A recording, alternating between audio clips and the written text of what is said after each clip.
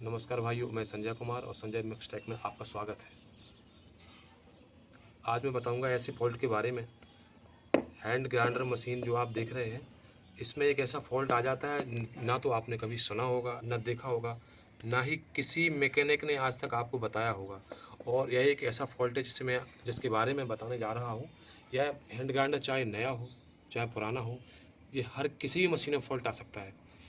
इस फॉल्ट के बारे में अधिकतर लोग जानते भी नहीं हैं। कभी कभी क्या होता है कि हार थक के मशीन को अलग फेंक देते हैं, और कई बार नया सामान बदलने के बाद ही मशीन चलती नहीं है। तो क्या है वो नया फॉल्ट, मैं आपको बताता हूँ उस फॉल्ट के बारे में। आप ज़रा गहराई से देखना और समझना उस चीज़ को।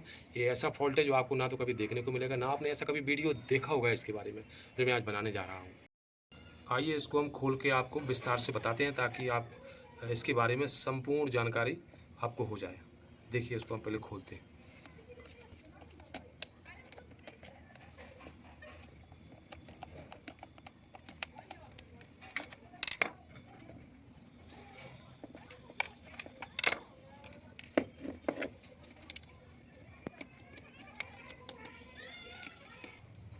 देखिए भाइयों, ये हमारा पावर सप्लाई केबल है जिससे हम पावर देते हैं। और पावर देने के बाद ये हमारा पावर जाता है इसके अंदर, फील्ड के अंदर। फील्ड से हमारा पावर आर्मेचर के अंदर जाता है, और फिर हमारा ये उसके मैग्नेट बनता है। मैग्नेट के द्वारा फिर हमारा रनिंग करना चालू कर देता है, जिससे अपना हम वर्किंग को आगे बढ़ा पाते हैं। लेकिन कभी कभी क्या होता है, मैं आपको बताऊँ, उस फॉल्ट के बारे में बताने जा रहा हूँ जिसके बारे में आपने कभी नहीं सुना होगा। इस फॉल्ट के अंतर्गत मैं आपको सबसे पहले बताऊँ कि जैसे हमने अपना जो लाइट का हम जैसे ही सप्लाई देंगे, कभी कभार आप देखेंगे ग्राइंडर चलने के बाद अपने आप ही बंद हो जाता है, या अपने आप बंद ना हो तो वर्किंग में अपने आप बीच में बंद हो जाता है, कई बार बार बार बंद होता है। अब ऐसे में समस्या ये पैदा होती है कि हमें समझ में नहीं आता है कि इसमें कमी आखिर कहाँ है। इसके आर्मेचर में फॉल्ट है, या इसकी फील्ड में फॉल्ट है, या इसके केबल में खराबी है। लेकिन सब कुछ सही होने के बाद भी ये फॉल्ट हमारी पकड़ में नहीं आता है।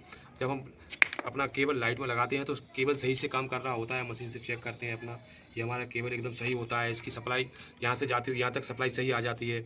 हम आगे चेक करते हैं मशीन के द्वारा, हमारा ये स्विच भी सही काम कर रहा होता है। स्विच भी सही काम करने के बाद हम चेक करते हैं इसकी फील्ड की, कि वो मैग्नेट बना रही है कि नहीं। तो अगर वो मैग्नेट बना रही है तो फील्ड भी सही काम कर रही होती है। उसके बाद हम नंबर आता है हमारे जो अंदर, इसका ज़रा जूम करें, इसको दिखाएं। इसमें जो आर्मेचर होता है, आर्मेचर भी हम चेक करते हैं, आर्मेचर भी सही होता है। फिर ऐसा कौन सा कारण है कि हमारा ग्राइंडर चलता नहीं है, या चलने के बाद कभी कभार रुक जाता है, बार बार रुकता है। तो ऐसा वो कौन सा फॉल्ट है जो कि हमें पकड़ में नहीं आता है।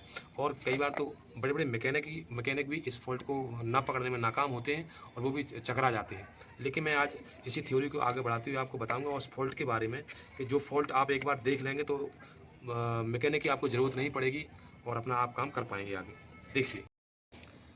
देखिए मैं जिस फॉल्ट के बारे में बताने जा रहा हूँ, उसमें क्या होता है कि जैसे हमने सप्लाई दी इस केबल के द्वारा, इस केबल से सप्लाई होती हुई सीधा हमारे स्विच ऑन करते हैं। स्विच से होती हुई सीधे जाती है फील्ड के अंदर। फील्ड के द्वारा सप्लाई आती है, फिर वो ये जो कार्बन लगे होते हैं, कार्बन के बीच से होती हुई सप्लाई जाती है हमारे आर्मेचर के अंदर। जब आर्मेचर के अंदर सप्लाई जाती है तो उसमें मैग्नेट जो बनता है, उसके द्वारा फिर हमारा जो काम है वो स्टार्ट हो जाता है, मशीन की वर्किंग स्टार्ट हो जाती है। लेकिन मैं आपको बताऊं, ये सब फॉल्ट है। ये जो हमारा जैसे कार्बन है, अभी आप देखिए मैं इसको निकाल के दिखा रहा हूँ, ये फॉल्ट यहीं से स्टार्ट होता है। आपका सब कुछ सही होने के बाद भी कभी कभी ग्राइंडर नहीं चलता है और रुक जाता है। अब आप ये देखिए, मैं इसको निकाल रहा हूँ, जूम करें जरा। ये जो कार्बन है, इसके द्वारा ही आपकी सप्लाई इस आर्मेचर पर जाती है, और करंट के बाद जो आर्मेचर में जो सप्लाई जाती है, मैग्नेट बनता है, उसके द्वारा ही हमारी मशीन वर्किंग करती है। अब आप देखिए फॉल्ट कहाँ स्टार्ट होता है। मैं आपको इसकी थ्योरी, मैंने एक इसका ड्राइंग भी बनाया है, मैं ड्राइंग के माध्यम से आपको बताता हूँ। देखिए ये मैंने जो ड्राइंग बनाया है, इससे आपको समझने में आसानी होगी। आप देखिए ज़रा, मैं इसको ऐसा रख लेता हूँ। ये हमारा पीछे का हिस्सा है आर्मेचर का, जिसको हम स्लॉट भी कहते हैं, जिसके ऊपर कार्बन चलता है। यहाँ इसके ऊपर जो कार्बन चलता है, ये जो हिस्सा है, ये जो कार्बन चल रहा है, ये हमने कार्बन बनाया है। ये हमारी स्लॉट है जिसके द्वारा हमारी आर्मेचर में पावर सप्लाई जाती है। अब आप ये देखिए कि जैसे हमने पावर सप्लाई को ये यहाँ से पावर सप्लाई हमने दी, इसने पावर सप्लाई आर्मेचर को दी, आर्मेचर में मैग्नेट बना, और उसने मशीन को राउंड लगाना चालू कर दिया। लेकिन मैं आप जिस फॉल्ट के बारे में बात कर रहा हूँ शुरू से लेके अभी तक, मैंने वो फॉल्ट आपको नहीं बताया है। देखिए आप उस बात को आप बारीकी से समझिए। ये जो हमारा आर्मेचर है जो रखा हुआ है, ये जो आर्मेचर है, जो मैं इसको आपको दिखा रहा हूँ, ये जो आर्मेचर है जो कि इधर लगा होता है स्लॉट के ऊपर, जैसे हमने पावर सप्लाई दिया तो कभी कभी क्या होता है कि करंट हमारे हमारा जो आर्मेचर है और हमारे जो कार्बन है इसके बीच में कभी कभी इसकी आर्मेचर और कार्बन की धूल आ जाने के कारण करंट हमारा कट होता है, जिसको हम पकड़ नहीं पाते हैं। जैसे हमने ये कार्बन लगा दिया, ये देखिए आप, हमने ये कार्बन लगा दिया, हमने इसको सप्लाई के लिए रेडी करेंगे। इसको हम अपने स्प्रिंग से हमने इसको दबाव डाल दिया। अब हम जैसे ही स्विच ऑन करेंगे तो हमारा पावर मैग्नेट से होता हुआ कार्बन तक तो जाएगा, लेकिन यहाँ तक हमारा पावर जो है ना, मैं बता रहा हूँ, हमारा पावर कार्बन तक तो जाएगा, लेकिन कार्बन से आर्मेचर तक नहीं जा पाएगा। और जब नहीं पहुँच पाएगा सप्लाई हमारा आर्मेचर तक तो जब कार्बन के बीच में जो डस्ट पैदा हो गई है वो हमारे करंट सप्लाई को रोक देती है।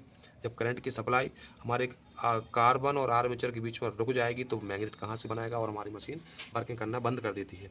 इसका रीज़न क्या होता है, कभी कभी मशीन में जो हम कार्बन डालते हैं इस कार्बन की क्वालिटी को चेक नहीं करते हैं और कार्बन की क्वालिटी ख़राब होने के कारण वह ऐसा करता है। वैसे अधिकतर कार्बन जो होते हैं वो आप देख रहे हैं, इसको ज़रा जूम करें, ये सही कार्बन है और ये सही तरह से घिस रहा है। अगर ये सही तरह से ऐसा वर्किंग कर रहा है तो आपको अलग पहचान आ जाए कि कार्बन हमारा सही है। कभी कभी कार्बन ख़राब कहते हैं कि कभी कभी कार्बन की क्वालिटी ज़्यादा ख़राब होने के कारण यह जो अपना जो नीचे वाला हिस्सा यहाँ पर धूल जमा कर देता है, ये जो टूटता है इसका घिसाव यहीं पे जमा हो जाता है। इस कारण से क्या होता है, जो हमारे करंट का फ्लो है जो कार्बन से होकर मैग्नेट आर्मेचर में जाता है और मैग्नेट बनाता है, वो करंट सप्लाई यहाँ हमारे इस एरिया में रुक जाता है और हमारी फील्ड तक नहीं पहुंच पाता है। और जब करंट सप्लाई हमारी फील्ड तक नहीं पहुंच पाएगी तो उसमें सप्लाई ना होने के कारण मैग्नेट नहीं बनेगी और हमारा वो ग्राइंडर है वो वर्किंग भी नहीं करेगा। तो मेरे दोस्तों आप ये देख लो इस चीज़ को, ये छोटा सा फॉल्ट है लेकिन ये इतना बड़ा फॉल्ट है, कभी कभी पकड़ में नहीं आता है क्योंकि हमारी पावर सप्लाई सही होती है, हमारी मैग्नेट सही होता है, हमारा आर्मेचर सही होता है और हमारी कार्बन भी हम नए लगा देते हैं कभी कभी। तो उस कार्बन के ऊपर यही रीज़न होता है कि जो कार्बन अगर अच्छी क्वालिटी के ना हमने लगाए हों तो वो कार्बन घिसने के कारण जो धूल पैदा कर देता है। मैंने आपको समझा दिया है इस ड्राइंग के माध्यम से।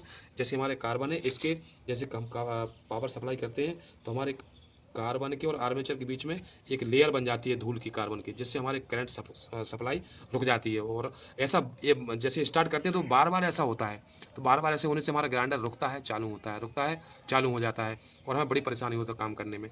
तो आप मैं आप सभी से गुजारिश है कि आप कार्बन जो डालें इसमें वो अच्छी कंपनी का, ये नहीं किसी कंपनी का भी डालें लेकिन उसकी क्वालिटी ज़रा देख कर डालें, वो क्वालिटी सही होना चाहिए। तो आपको मैंने जो आज फॉल्ट के बारे में बताया है, इस फॉल्ट को ना तो आपने कभी सुना होगा ना देखा होगा, आप मेरी बात आप ध्यान से समझ गए होंगे। और इस फॉल्ट को अगर आप सही से समझ गए होंगे तो आपको बार बार मैकेनिक के पास जाने की ज़रूरत नहीं पड़ेगी और आराम ये 10 रुपये या 15 रुपये के बीच में जो कार्बन आते हैं घर पर बदल कर भी इसको आप सही कर सकते हैं।